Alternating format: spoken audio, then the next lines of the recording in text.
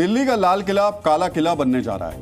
ऐसा हम क्यों कह रहे हैं, विस्तार से बताएंगे, लेकिन इससे पहले एक रोचक किस्सा याद आ गया। एक इंटरव्यू में एक बार एक उम्मीदवार से पूछा गया कि लाल किला कहाँ है। उसने जवाब में कहा, लाल किला आगरा में है। इंटरव्यू लेने वाले ने कहा, तुम्हें इतना भी नहीं पता कि तुम चाहते हो कि तुम ये चाहते हो कि हम तुम्हें सेलेक्ट कर लें।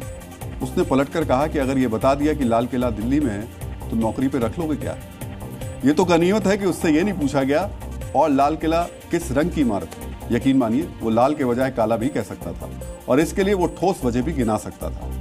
अब गंभीर खबर पर लौटते हैं। जिस लाल किले में भारत के प्रधानमंत्री हर साल 15 अगस्त को तिरंगा फहराते हैं, वो लाल किले की दीवारों का रंग काला पड़ता जा रहा है। जिस लाल किले को मुगल बादशाह शाहजहां ने 17वीं सदी में बनवाया था, वो प्रदूषण की वजह से काला पड़ता जा रहा है। जिस लाल किले को यूनेस्को ने 2007 में वर्ल्ड हेरिटेज घोषित किया था, उसकी सूरत की लाली गायब हो रही है।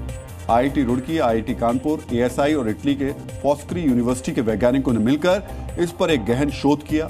उनके अनुसार लाल किले की दीवारों पर पड़ने वाली काली परतें उन हिस्सों में ज्यादा है जहां गाड़ियों का ट्रैफिक ज्यादा रहता है। गाड़ियों और औद्योगिक गतिविधियों से निकलने वाले धुएं में sulphur dioxide, nitrogen oxide, carbon और सीसा, जस्ता, तांबा जैसी धातुओं के कण होते हैं जो जिप्सम जैसी परतों के रूप में दीवारों पर जम जाते हैं। ये बारिश या नमी में प्रतिक्रिया करते हैं। इससे पत्थर के भीतर तनाव पैदा होता है जिससे दरारें पड़ती हैं और दीवारों के कमजोर होने का खतरा बढ़ता जाता है। जब ये परतें टूटती हैं या निकलती हैं तो नक्काशी उखड़ने का खतरा भी रहता है। इन परतों की मोटाई 0.05 मिलीमीटर से लेकर 0.5 मिलीमीटर तक पाई गई। रिपोर्ट्स के अनुसार 2021 से 2023 तक के आंकड़े बताते हैं कि दिल्ली में हवा में मौजूद इन जहरीले कणों की मात्रा राष्ट्रीय सीमा से 2.5 और 3 गुना अधिक रही। लेकिन एक दूसरी रिपोर्ट भी है जो बताती है कि देश में सबसे ज्यादा प्रदूषण गाड़ियों से नहीं बल्कि एसी की वजह से बढ़ रहा है। दिल्ली के थिंक टैंक आई फॉरेस्ट की ओर से एक नेशनल सर्वे किया गया। इस सर्वे के मुताबिक 2024 में एसी से 15.5 करोड़ टन से ज्यादा कार्बन डाइऑक्साइड पैदा हुआ। यह देश में सभी पैसेंजर कारों से होने वाली कार्बन डाइऑक्साइड उत्सर्जन के बराबर है। अगर हालात ऐसे ही रहे तो एसी वर्ष 2030 तक भारत का सबसे बड़ा ग्रीन हाउस गैस उत्सर्जन करने वाला उपकरण बन जाएगा।